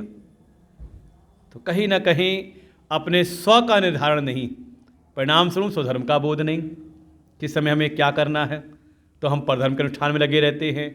परधर्म का अनुष्ठान ना कर रहे हो तो जो हमें करना चाहिए वो शायद हम जीवन में नहीं कर रहे, और कर भी रहे हैं तो बहुत ज़्यादा, इसे कहते हैं भोग वृत्ति प्रधान हो जाती है। जब तक फायदा न दिखाई दे तब तक करने को तैयार नहीं होते, और कर भी रहे हैं तो कहीं ना कहीं अहंकार से संयुक्त होकर के। और देखिए, आप चाहे अपने परिवार में देखें चाहे समाज में देखें, समस्याएं कहीं ना कहीं यही सब हैं, ज़्यादा कुछ नहीं। परिवार टूटने का कारण, परिवार विखंडन होने का कारण यही सब है। अगर इनका एक एक चीज़ का विश्लेषण किया जाए जैसे पिता का कर्तव्य कब तक कर्तव्य है तुम्हारे नीति शास्त्रों में, हमारे स्मृति शास्त्रों में कहा गया कि जिस दिन पुत्र पिता बन जाए समझ लो कर्तव्य नहीं रहा, और उसके बाद भी कर रहे हैं तो समझ ले परधर्म है। माँ का कर्तव्य पुत्र के प्रति, हमें लगता है कि 2 के धर्म टकराते हैं आपस में किसके? माँ को लगता है मेरा कर्तव्य है, और जो नई आई उसको लगता है मेरा कर्तव्य है। देखिए, जीवन से अगर इसको पूरा विश्लेषण आप करना चाहो इसको, ये तो हमने एक सूत्र दिया है, ये हम सब के भीतर का, और इन सब के मूल में जो कारण है वो जो अर्जुन ने एक बात कही, ये सब मेरे हैं, मैं इनका हूं, अहम एषाम मम एते, ये जो एक भ्रांति भीतर बैठी, यही है वास्तव में मोह। और भगवान ने ये लक्षण देखे, और इसका निराकरण करने के लिए कि सबसे पहले आवश्यकता, और देखो ये अगर मोह है तो वो अपने धर्म का निर्धारण नहीं कर पाता कि किस समय क्या करना चाहिए। ऐसा नहीं कि अर्जुन को पता नहीं था कि युद्ध किनके साथ करना पड़ेगा, 1 वर्ष तैयारी हुई है युद्ध की, सेना इकट्ठा की गई हैं। और उसके पहले जितनी तपस्या अर्जुन ने की है शस्त्र अस्त्र अर्जित करने में, जैसे आज के समय हमारे मोदी जी लगे हुए हैं कि कहाँ से कौन सा आर्म्स लेकर के आने, कौन सी मिसाइल लानी है, कौन से जहाज लाने हैं, तो कितनी तैयारी की है अर्जुन ने। आप महाभारत को देखें, इंद्र के लोक में गए, तपस्या करके भगवान शिव आए किरात रूप में, उनको परास्त किया है। कितना परिश्रम, कितना तपस्या की है। तो युद्ध की तैयारी तो सबसे ज़्यादा अर्जुन ने ही कर रखी थी। लेकिन जब सामने परिस्थिति आई तो उन परिस्थितियों को देख करके मन के भीतर जो विसंगतियां उत्पन्न हुई, आप कह सकते हो अपने जीवन में देखें तो पूरे जीवन हम तैयारी करते हैं, और जिस क्षण के लिए तैयारी करते हैं जब वो क्षण सामने आता है तो कई बार हमारे मन के बिल्कुल प्रतिकूल परिस्थिति दिखाई देती है, और वहीं से कहीं ना कहीं हम अपने कर्तव्य से, अपने मार्ग से हम भटकने लगते हैं। इन्हीं जो मन के भीतर की जो विसंगतियां हैं, विभ्रम हैं, उन सब का ही निवारण भगवान ने उपदेश में किया है। और उन सब का जो केंद्र है वो है स्व को जानना। हम पहले अपने आप को जाने कि मैं कौन हूँ। कर्तव्य के विषय में संदेह नहीं होता, संदेह हमेशा है कर्ता के विषय में, करने वाला कौन है। आप अपने व्यक्तित्व का निर्धारण कर लो, आपको अपने आप समझ आ जाए कि आपको क्या करना है। इसलिए आवश्यकता है मैं को। इसीलिए अर्जुन ने जब पूछा है तो भगवान ने प्रारंभ किया है उपदेश में कि अपने अहम को जानो कि मैं कौन हूँ, और उस आत्म स्वरूप में ही स्थिति, बिल्कुल अडिग स्थिति प्राप्त कर लो, स्वरूप में अवस्थान। इसलिए यही श्रीमद् भगवद गीता का प्रयोजन है, स्वरूप में अवस्थान, अपने स्वरूप में स्थिति प्राप्त कर लेना। इस स्वरूपावस्थान के लिए विषय जो उठाया भगवान ने, विषय जो प्रतिपादित किया है, उसको कहते हैं ब्रह्म विद्या। जो उपनिषदों में, जो वेदों का जो अंतिम निष्कर्ष है उपनिषद, उन उपनिषदों में जो ब्रह्म विद्या बताई गई है भगवान ने उसी का प्रतिपादन किया है। हर अध्याय के बाद आता है, मैंने कल भी कहा था, ओम तत्सदिति श्रीमद् भगवद गीतासु उपनिषत्सु ब्रह्म विद्यायाम। उपनिषदों की जो प्रतिपादित ब्रह्म विद्या है उसका यहाँ पर निरूपण किया है। उस ब्रह्म तत्व को जो जान ले और उसको यह अनुभव हो जाए कि वो ब्रह्म ही आत्मा है, आत्मा ही ब्रह्म है। ये समझ लें, हमारे उपनिषदों के महावाक्य हैं, तत्त्वमसि अहम ब्रह्मास्मि, उसका शोधन है ये ब्रह्म और आत्मा का एकत्व, यही ब्रह्म विद्या है। अर्थात, और ये गीता जी के बीच में बार बार आता रहेगा ये सब चीज़ें, सर्वभूतस्थमात्मानम, ऐसा ज्ञान हो जाए कि अपनी आत्मा में, अपनी आत्मा ही सर्व आत्मा रूप से अनुभव हो जाए। यही ज्ञान की पराकाष्ठा है, जो गीता जी का ज्ञान योग्य है कि आत्मा ही ब्रह्म है। सारे जगत की जो आत्मा है समष्टि में उसको कहा ब्रह्म, और जब हम अपने लिए व्यष्टि में विचार करते हैं, इंडिविजुअल अपने लिए, तो उसी को नाम दिया है आत्मा। तो ब्रह्म और आत्मा एक है, वो ब्रह्म विद्या। और भगवान तो दूसरे अध्याय में कह देते हैं, एषा ब्राह्म स्थिति पार्थ नैनाम प्राप्य विमुह्यति। इस ब्रह्म विद्या से ब्रह्म स्थिति जो प्राप्त कर ले, ब्राह्मी स्थिति को जो प्राप्त कर ले, उस स्थिति को प्राप्त करने के बाद फिर उसके भीतर कभी मोह नहीं होता। देखो प्रयोजन था ना मोह का नाश करना, तो उस मोह के नाश के लिए ही ये है हमारे उपनिषदों में ब्रह्म विद्या। और हमारे पुराणों में भी इसका प्रतिपादन है। अब आपको एक श्लोक में भागवत जी का बताता हूँ। अब भागवतकार लोग रहते हैं, वो सब चीज़ें, इन सब प्रसंगों को नहीं पकड़ते, केवल कथा कहानी, और नहीं तो भागवत जी के बिल्कुल समापन में आप 12वें स्कंद का 12वां अध्याय, आखिरी अध्याय उठाना और आखिरी के श्लोकों को पढ़ना, तो उसमें आपको एक श्लोक मिलेगा कि जो जितनी कथाएं हैं ना किस लिए हैं। तो वहाँ वर्णन किया भागवत जी में, आदि मध्यावसानेषु वैराग्याख्यान संयुतम हरि लीला कथा व्रातात्। इस श्रीमद् भागवत जी में जो भगवान की लीलाएं हैं, उनकी कथाएं हैं, उनके नाम, रूप, गुण, लीला, धाम, इन सब का जो निरूपण है उसका एकमात्र प्रयोजन है कि जो सुनने वाला है उसका संसार के विषयों से मन हट करके भगवान में लग जाए। सीधे सीधे कहते संसार के विषयों से वो उसको वैराग्य हो जाए। वैराग्याख्यान, ये सारे आख्यान हैं वैराग्य को उत्पन्न करने के लिए। जैसे अगर आप भी यहाँ पर अगर बैठे हो तो सुनने के लिए, तो कहूँ जितनी देर आप बैठे हो उतनी देर आपको संसार के विषयों से वैराग्य लेना पड़ता है। और संसार के विषय में का राग द्वेष बैठा रहे तो आप ठीक प्रकार से श्रवण भी नहीं कर सकते, कम से कम 2 घंटे के लिए ही बहुत आवश्यक है। जैसे क्लास में भी है तो डिसिप्लिन की आवश्यकता क्यों है? आप घर में पढ़ाओ बच्चे को तो उसका ध्यान इधर उधर जाता रहता है, लेकिन क्लास में गए टीचर का अनुशासन, वहाँ पे डिसिप्लिन है तो उसका मन इधर उधर जाता नहीं। तो वैराग्य उत्पन्न करने के लिए कि संसार के विषयों में जो आकर्षण है उसके सापेक्ष में भगवान के नाम, रूप, गुण, लीला, धाम, उसकी महिमा को सुनाया, जिससे आपके भीतर लगा, क्योंकि देखो आप इन्हीं से आकर्षित होते हो संसार में, किसी के नाम की महिमा को, किसी के रूप के महिमा को, किसी के गुण की महिमा, ये तो आकर्षण के केंद्र हैं। किसी वस्तु, किसी व्यक्ति के। कहा अगर आपको इसी से आकर्षित हो रहा है तो भगवान की महिमा को सुनो, परम कल्याणकारी है। तो क्या हुआ, सुनते सुनते हमारा मन संसार के विषयों से विरक्त हुआ। और जब ऐसा वैराग्य हो जाए तो भागवत जी का ये श्लोक है, आप मत समझना कि हम उपनिषद की बात कर रहे हैं, गीता की बात कर रहे हैं, क्योंकि जो हमारे वेदों का जो संकलन करने वाले हैं वेदव्यास जी, जो वेदांत शास्त्र, वेदांत दर्शन को देने वाले हैं व्यास जी, वही पुराणों के भी रचयिता हैं। तो अपने सिद्धांत से वो कभी डिगते नहीं।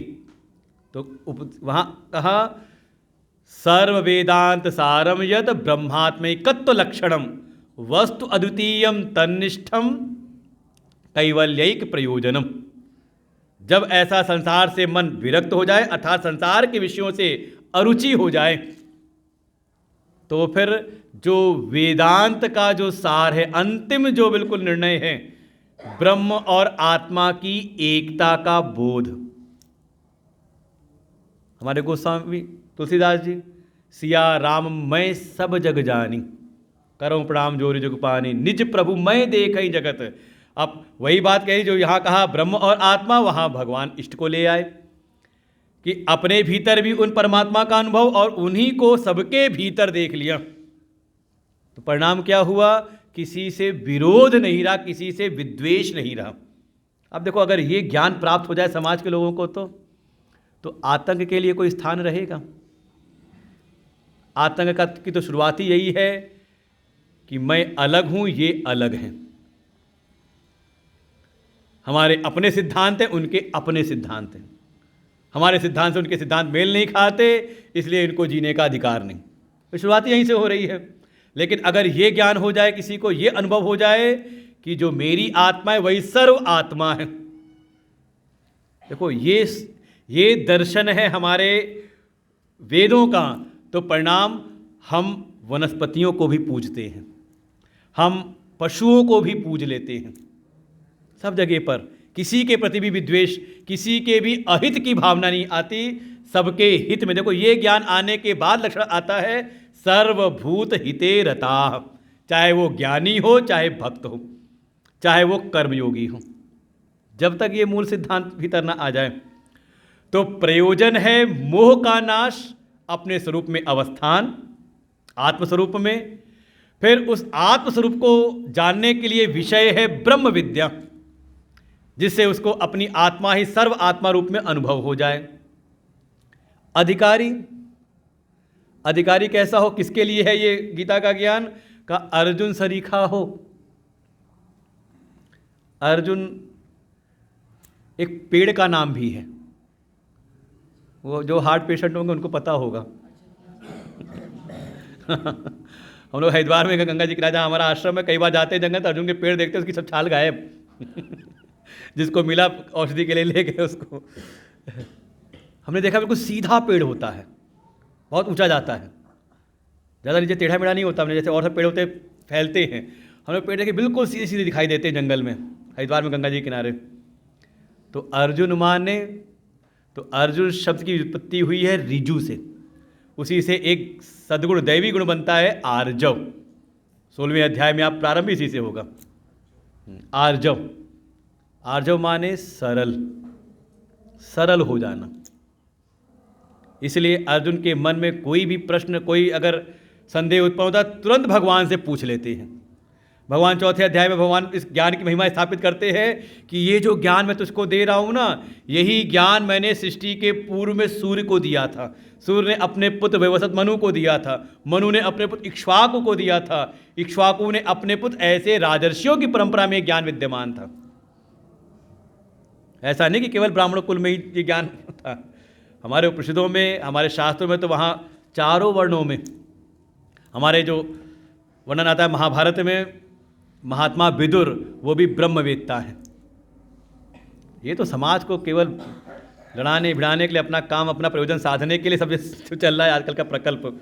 लेकिन हमारी जनता भी जागृत हो रही है, उसका अनुभव हमें हुआ अभी कल का मैंडेट देख करके कि लगता है कि हाँ, वहाँ कोशिश तो बहुत की गई जाति वर्ग विभाग करने के लिए।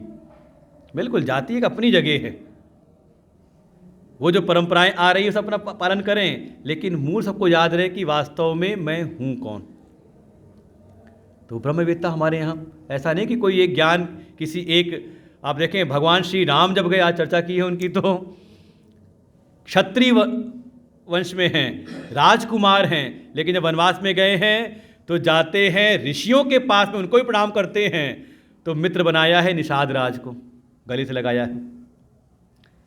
गए हैं शबरी माँ के यहाँ पर, वो शबर जाति, शेड्यूल ट्राइब जिसे कहते हैं, ट्राइबल जाति है शबर जाति, उसमें तो कहाँ भेदभाव है। और वहीं अगर कोई आसुरी संपत्ति से संयुक्त कोई ब्राह्मण कुल में जन्मा हुआ है, ऋषि कुल में जन्मा हुआ है, तो उसका भी वध किया है। आप समझो अपने शास्त्रों के रहस्यों को। हमारे यहाँ शरीर की पूजा नहीं है, या शरीर का से द्वेष नहीं है, बल्कि पूजा है उसके भीतर के गुणों से, दैवी संपत्ति से संयुक्त है कि नहीं। तो ब्रह्म विद्या अधिकारी कैसा होगा? अर्जुन के जैसे। अर्जुन शब्द बनाए सरल, सरल जो हो, कुटिलता ना हो। भगवान वहाँ मानस में भी आता है, निर्मल मन जन सो मोहि पावा, मोहि कपट छल छिद्र न भाव। मन की निर्मलता, सरलता। सरल शब्द कहते हैं कि जैसा भाव भीतर है वैसा सामने व्यक्त हो जाए, और जैसा बाहर है वैसे ही भीतर भी हो। अब ये नहीं कि हमारे भीतर जो था हम वैसे ही बोल देते हैं, फिल्टर भी होना चाहिए अपने को शुद्ध भी करना है अच्छे सद्गुणों के साथ में हो करके। अगर बाहर हम अगर सद्गुण दिखा रहे हैं तो भीतर भी वो सद्गुण हो, और अगर ऐसा नहीं तो कहते हैं, इसको कहते हैं कपट, भीतर और बाहर में कोई पर्दा आ गया। सरल हो जाए, जैसे अर्जुन है। अर्जुन के सरीखा कोई हो जाए, मन में कोई अगर संदेह है तो पूछते हैं, जिज्ञासा से युक्त हैं। ऐसा कोई अधिकारी हो, समर्पण है। स्वयं भगवान ने कहा कि तू मेरा भक्त ही नहीं, तू मेरा सखा भी है। भक्तोसी में सखा चेती। भक्त कहते हैं जो पूर्णतया समर्पित हो जाए उसको कहते हैं भक्त। और अपने हृदय की बात न छुपाना, ये गुण होता है सखा भाव में। कोई बात आपने सबसे घर में ना बताई हो, अपने माता पिता को, अपने बच्चों को, अपने भाई बहन को ना बताई हो, लेकिन आपके वो दिल की बात आपका कोई बहुत नज़दीक का कोई मित्र होगा तो शायद उसके सामने आप पूरी खुली किताब होंगे। इसलिए कई बार कहते हैं नीतिकार कि जो सबसे अच्छा मित्र होता है वही कभी सबसे शत्रु भी बन सकता है आपका। सब जानता है ना आपके बारे में अच्छे प्रकार से कि कहाँ कहाँ प्रहार कर सकते हैं तो कहा अर्जुन जैसा, और अर्जुन जैसा कोई सरल अधिकारी हो। इसीलिए कल चर्चा चल रही थी ना गीता जी के 4 श्रोता, वैसे 4 नहीं 5 कह सकते, एक और बढ़ा सकते हैं भाई। पहले श्रोता कौन है? जिनको स्वयं भगवान ने सुनाया अर्जुन को। फिर व्यास जी की कृपा से संजय ने सुना, संजय ने धृतराष्ट्र को सुनाया। और हमने कल सुना था कि ध्वज पे हैं हनुमान जी, तो वो कहाँ से नहीं सुनने वाले, वो साक्षात बैठे सुन रहे हैं। पांचवा आप जोड़ लीजिए, व्यास जी ने सुना ना होता तो लिखते कैसे महाभारत में, तो उन्होंने भी सुना। भाई जिनकी दिव्य दृष्टि से संजय सुन सकते हैं तो क्या वो नहीं सुन रहे होंगे। तो कई बार हम लोग को भी देखते हैं कि माइक वाले को भी, जहाँ कहीं माइक की व्यवस्था होती है, माइक वाले आते हैं तो उनको भी सुनना पड़ता है, क्यों, माइक की व्यवस्था ठीक रखनी है तो उन्होंने भी सुना, लेकिन जो उसका परिणाम सब में अलग अलग आया है। और इस सूत्र हमारे उपनिषद के भाष्य में आता है, लोके अस्मिन् एकस्मात् गुरो कश्चित् यथावत् कश्चित् अयथावत् कश्चित् विपरीतम कश्चित् न प्रतिपद्यते। जैसे संसार में ही है, एक ही आचार्य, एक ही गुरु हैं, उनके सन्मुख कोई शिष्य आया तो जैसा आचार्य ने, गुरु जी ने समझाया था, उसको बिल्कुल वैसा यथावत ज्ञान हो गया। ये जो शिक्षण के क्षेत्र में उनको अच्छा अनुभव होगा कि एक बार हमने समझाया और उसको समझ में आ गया जो हम समझाना चाह रहे थे। वहीं पे कोई ऐसा है कि समझ तो आया लेकिन ठीक ठीक समझ में नहीं आया, कुछ कुछ आया, कुछ कुछ नहीं आया, तो घर जाता है, घर में किसी की सहायता लेता है, नहीं तो कोचिंग ट्यूशन जाता है, तो वहाँ पे समझने का प्रयास करता है। तो अयथावत। कोई ऐसा है, उनको बड़ा नाम दिया था बैक बेंचर्स, कहा उनको कुछ समझ में नहीं आया, कहते थे ऊपर से निकल गया सब। और उसमें भी कुछ ऐसे विशेष होते हैं कि शायद समझाया कुछ गया था और उन्होंने समझ कुछ और लिया, विपरीत। हमारे सब उपनिषदों में सब मिलता है वर्णन ऐसा। तो ऐसी स्थिति है, जैसे अर्जुन ने सुना तो अर्जुन की, देखो यही है अधिकारित्व। अगर पात्रता है तो जो सुना है वो यथावत ग्रहण होता है, समझ में भी आता है और बुद्धि में वो धारण भी होता है। और पात्रता में कमी है तो कई बार समझ तो आ जाता है लेकिन बाद में भूल जाते हैं, याद नहीं रहता। पात्रता में कुछ कमी है तो शायद हो सकता है कुछ कुछ समझ में आया, कुछ कुछ समझ में नहीं आया, बार बार सुनते तो बार जाके समझ में आता है। और कई बार तो होता है कि क्या चर्चा चल रही है, इसलिए हम लोग भी देखते रहते, चेहरे सबके देखते कि हाँ समझ में आ रहा है कि नहीं आ रहा। अब लोग चेहरे समझ में आता है कि हाँ तो फिर वो टॉपिक चेंज करते रहते हैं बीच में, विषयांतर कर लेते हैं उसी में। तो अधिकारी का होना बहुत अनिवार्य है। अगर निश्चित योग्यता नहीं उसके भीतर है तो शायद हो सकता है कि ये श्रेष्ठ ज्ञान भी सुना जाए और फिर भी उस पर कोई प्रभाव ना आए। इसीलिए गीता जी की महिमा ये है कि इसमें ब्रह्म विद्या का वर्णन तो है ही, साथ ही उस ब्रह्म विद्या के द्वारा उसको अपने स्वरूप में अवस्थान हो जाए, उसके लिए जैसी पात्रता, जैसे अधिकारित्व चाहिए, उसके लिए भी यहाँ पर साधन बताए गए हैं। जैसे मुख्य विषय कहा ब्रह्म विद्या, प्रयोजन स्वरूपावस्थान, तो उसके लिए अगर आवश्यक है अंतःकरण की शुद्धि, अंतःकरण की निर्मलता, चित्त की शुद्धि, मन की शुद्धि, तो उसके लिए कर्म योग का विषय भगवान ने रखा है, निष्काम कर्म योग। उस स्वरूप में अवस्थान के लिए आवश्यकता है एकाग्रता की। देखो केवल निर्मल मन से की बात नहीं कह सकते, नहीं तो जैसे कोई छोटा बच्चा आ जाए ऐसे सत्संग में तो बच्चे का मन बिल्कुल निर्मल है, कहते बच्चे भगवान का स्वरूप होते हैं, उनके मन की निर्मलता के कारण। अभी उनमें दुनियादारी नहीं आई हुई है, संसार की वासनाएं नहीं हैं, तो निर्मल मन है तो बिल्कुल अच्छा है। लेकिन छोटा बच्चा आ जाए और कभी इधर से उठ करके इधर आ जाए, इधर से उठ करके वहाँ चला जाए, वहाँ से यहाँ जाए, चंचल हो, तो शायद हो सकता है वो तो चंचल है ही, यहाँ बैठे जो और लोग हैं उनके मन को भी चलायमान कर देगा। तो इस ज्ञान में अवस्थान पाने के लिए मन की एकाग्रता भी अनिवार्य है। उसके लिए ही यहाँ पर विषय स्थापित किया है भक्ति योग का। भक्ति हमारे मन को एकाग्र करती, एक में लाके टिकाती है। तो मन शुद्ध हुआ, मन एकाग्र हुआ,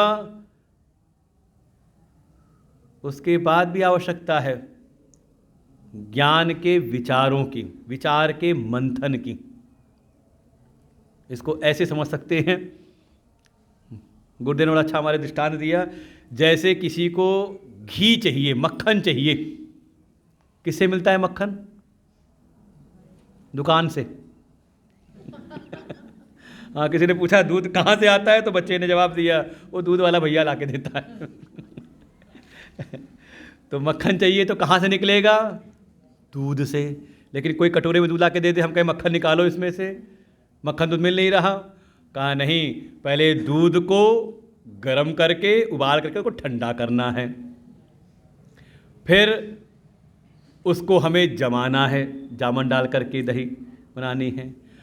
तो दूध को गर्म करके ठंडा करना समझ लो कर्मयोग, उसको स्थिर करना, जमाना, समझ लो ये है भक्ति योग। इसलिए कई बार भक्तों का जो हृदय होता है बड़ा स्थिर हो जाता है, बड़े शांत दिखाई देते हैं। तो क्या दही से, स्थिर दही से निकल जाएगा? कहा नहीं, अब उसको मथना पड़ेगा। तो उसका मंथन करना ही, वो विचारों के मंथन के लिए ही कैसे अपने स्वरूप में स्थिति हो, और जितने भी विरोधी जो तर्क हैं उनको कैसे हम दूर करें, उन सारे संशय, विपर्यय, विभ्रम, संदेह को दूर करते हुए कैसे अपने स्वरूप में स्थित हो। तो उसके लिए थोड़ा तार्किक हमारे भीतर विचारों का मंथन भी हो, उसके लिए भगवान ने इसमें ज्ञान योग का प्रसंग स्थापित किया है। लेकिन मुख्य विषय क्या है? ब्रह्म विद्या, आत्मस्वरूप में अवस्थान, ये प्रयोजन है। इसलिए अर्जुन ने कहा स्थितो अस्मि। जब तक अर्जुन ने ये नहीं कहा स्थितो अस्मि, मैं जान गया हूँ, कई बार कहा उसने, आपकी बात को सुन के मैं जान गया हूँ, भगवान ने उसमें स्थिति हुई कि नहीं। स्वरूपावस्थान प्रयोजन है, विषय है ब्रह्म विद्या, अधिकारी हो हृदय की सरलता, अर्जुन के जैसे। तो संबंध कैसे होगा? कहा सुनते सुनते हो जाएगा आपको अपने स्वरूप का अनुभव। यहाँ सुन करके कुछ पाने की बात नहीं है। एक होता है, कोई ऐसे शास्त्र होते हैं उनको पहले आप सुनो और फिर करो। जैसे पाक शास्त्र होंगे तो पहले उनको पढ़ो और पढ़ करके आपको करेंगे तो उसका फल मिलेगा। उसमें कहते हैं प्राप्य प्रापक भाव, कि पहले आपको करना, सुन करके करेंगे तो मिलेगा। लेकिन यहाँ का जो संबंध है इसको कहा गया बोध्य बोधक संबंध। सुनते सुनते ही, श्रवण काल में ही आपको अनुभव अपने स्वरूप का हो जाएगा। और देखो होता भी है, ना हो रहा तो आप टिकते नहीं, यहाँ पर बिल्कुल झलक मिलती है। और जैसे जैसे पात्रता का निर्माण होता रहता है, सुनते सुनते श्रवण काल में ही अपने स्वरूप का अनुभव। जैसे अर्जुन ने भगवान से श्रवण किया, सुनते सुनते ही, हाँ थोड़ी पात्रता की अनिवार्यता है, अधिकारित्व की अनिवार्यता है। अर्जुन जैसा अधिकारी है तो सुनते सुनते ही अर्जुन ने अपनी निष्पत्ति व्यक्त कर दी। नष्टो मोहा स्मृतिर्लब्ध्वा स्थितो अस्मि गत संदेह, कि मुझे अपने स्वरूप में अवस्थान हो गया है। तो ये है श्रीमद् भगवद गीता का अनुबंध, जिससे ये ग्रंथ अनुबंधित है। पहला है इसका निश्चित प्रयोजन, अपने स्वरूप में, अपने आत्मस्वरूप में अवस्थान। विषय है ब्रह्म विद्या, जो उपनिषदों में प्रतिपादित ब्रह्म विद्या है। उसके अनुसांगिक रूप में विषय कर्मयोग भी है, भक्ति योग भी है, ज्ञान योग भी है। लेकिन मूल विषय है ब्रह्म विद्या, ब्रह्म तत्व का बोध। अधिकारी कहा व्यक्ति सरल होकर के इसका श्रवण करे, अपने भीतर के कपट, अपने कलुषता को किनारे करके उसको श्रवण करे। तो परिणाम का सुनते सुनते ही उसको अपने आत्मस्वरूप का, क्योंकि ये अपनी बात है, किसी दूसरे की, देखो किसी अन्य विषय की बात हो तो आप पहले सुनो और फिर उसकी विधि के अनुसार उसको जाकर के खोजो तो मिलेगी, प्राप्त करोगे। यहाँ तो अपनी बात है ना, अपने विषय में चर्चा है ना, जिसको हम विस्मृत किए हुए हैं, या तो उसके ऊपर अज्ञान का, अविद्या का आवरण पड़ा हुआ है। लेकिन बात तो अपनी है, अपने विषय में है, अपने आप को ही जानना है। तो कितना प्रयास करना पड़ेगा? बस प्रयास ये है कि अपने आत्मस्वरूप पे जो अज्ञान आवरण पड़े हैं उसको दूर करना है, और वही श्रीमद् भगवत गीता करती, वही अज्ञान आवरण ही मोह का आवरण है। श्रवण करते करते ही वो मोह का पर्दा फटता है और तत्स्वयं योग संसिद्धि, ये अपना जो आत्मस्वरूप का जो अनुभव है ये भीतर स्वतः ही प्रस्फुटित होता है। अर्जुन स्वयं इस बात के हैं, और भगवान भी कहते हैं इस बात को बीच बीच में गीता जी में, तेषाम एव अनुकंपार्थम, मैं स्वयं ही उसके भीतर प्रकाशित हो जाता हूँ, क्योंकि है वो ज्ञान स्वरूप, अपना आत्मा ज्ञान स्वरूप। अच्छा, संसार में कुछ भी जानने के पहले आप अपने आप को जानते हो कि नहीं? देखो तर्क है समझने के लिए। भाई मुझे भी जानना, उसके पहले आप अपने को जान रहे हो कि नहीं जान रहे? मैं जो शब्द बोल रहा हूं, शब्द को जानने के पहले भी आपको अपने होने का ज्ञान है कि नहीं? गहन सुषुप्ति में भी आपको अपने अस्तित्व का, ऐसा नहीं कि विस्मृति, बस ये है कि उसको स्वरूपता है कैसा, इसका हमें अनुभव नहीं है, इसलिए हर क्षण वो हमें ध्यान नहीं रहता। तो ये श्रीमद् भगवद गीता उसी समस्या का निवारण करके आपको उसका अनुभव करा देती है कि चलते फिरते हर कार्य को करते हुए आपको उसका अनुभव बना रहे। हाँ, वो मोह कैसा है, तो मोह को समझ पाना बड़ा मुश्किल है, लेकिन उसके लक्षण को आप जीवन में देख सकते हैं। पर धर्म अनुष्ठान, कहीं ऐसा तो नहीं जो मेरा कर्तव्य नहीं है मैं उन कार्यों में लगा हुआ हूँ। और उसको समझने के लिए हमारी जो आश्रम व्यवस्था बड़ी सुदृढ़ है। 100 वर्ष की औसत आयु मनुष्य की मानी तो उसका 4 विभाग किए, 25 साल ब्रह्मचर्य आश्रम विद्यार्थी जीवन, 25 से 50 गृहस्थ आश्रम, यहाँ तक तो ठीक ठाक चलता है। 50 के बाद 75, हम नहीं कह रहे कि आप जंगल छोड़ के चले जाओ वो संभव है नहीं। वानप्रस्थ आश्रम मतलब अब थोड़ा स्थिरता आ जाए। देखो 2 में है, जो ब्रह्मचर्य है उसमें चर्य शब्द आ रहा है, चलते रहना है, विचार करना है। संन्यास के लिए सिद्धांत बताया चरेवैती चरेवैती, हमारे वेद कहते हैं चलता रहे चलता रहे, कहते हैं सन्यासी बिल्कुल नदी की तरह प्रवाहित होता रहे। तात्पर्य है विचारशील रहे। लेकिन बीच के 2 जो हैं गृहस्थ वानप्रस्थ, वो थोड़ा स्थित हो, अपने मन को स्थिर करे। ये कहते हैं तपस्या है ये एक प्रकार से। गृहस्थ आश्रमी कोई है तो समझ ले वो अपने आप में तपस्या है, वो भी जिसको अपने ऋणों का बोध बना रहे कि हम पर बहुतों के ऋण हैं, हमारे माता पिता के, देवता के, हमारे गुरुजनों के, बहुत सारे मनुष्यों के, बहुत सारे भूत प्राणियों के, तो सबके प्रति अपने कर्तव्यों का निर्वहन। इसीलिए हमारे गृहस्थ आश्रम में कहा गया 5 यज्ञ करते रहना चाहिए। देव यज्ञ, ऋषि यज्ञ, पितृ यज्ञ, नृयज्ञ, अतिथि सेवा और भूत यज्ञ। ये हमारे जीवन में सब चीज़ें हमें परंपरा से प्राप्त हुआ है, लेकिन सूत्र कहाँ पर हैं? हमारे वेद शास्त्रों में। तो गीता जी में इनके चारों ये हो गए मोह के 4 लक्षण। परधर्म अनुष्ठान, समय के अनुसार देखें कि आप परधर्म में तो नहीं लगे हुए हैं।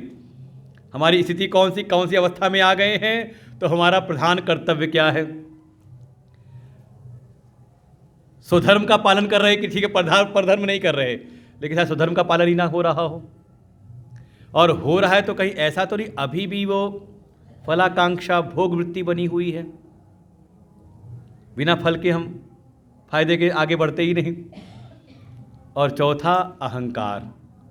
और ये 2 चीज़ें जो लास्ट की है ना, समझ लें, भोग की वृत्ति अर्थात भोग का अभिमान, भोक्तृत्व का अभिमान, और दूसरा कर्तापन, कर्तृत्व का अभिमान।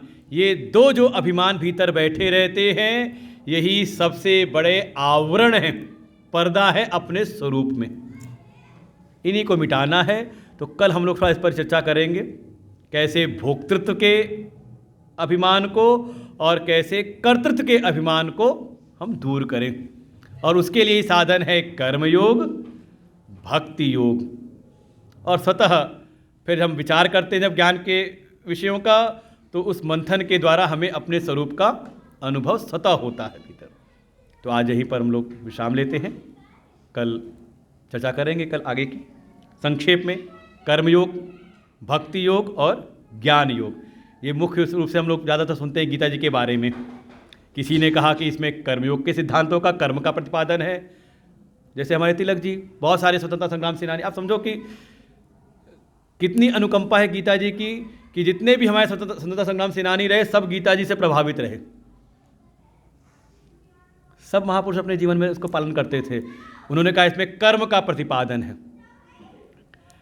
कुछ भक्ति संप्रदाय के उन्होंने कहा इसमें भक्ति का प्रतिपादन है, और जो ज्ञान वाले उन्होंने कहा इसमें आत्मज्ञान है, ब्रह्म विद्या का प्रतिपादन है। तो हम देखेंगे वास्तव में इसमें, जैसे हमने आज संकेत कर दिया है कि मूल है अपने स्व को जानना, उसमें अवस्थान, उसमें सहायक रूप से कर्मयोग भी है, भक्ति योग भी और ज्ञान योग भी। ओम पूर्णमदः पूर्णमिदं पूर्णात् पूर्णमुदच्यते पूर्णस्य पूर्णमादाय पूर्णमेवावशिष्यते। ओम शांति शांति। हरि ओम। श्री गुरुभ्यो नमः। हरि ओम। बहुत बहुत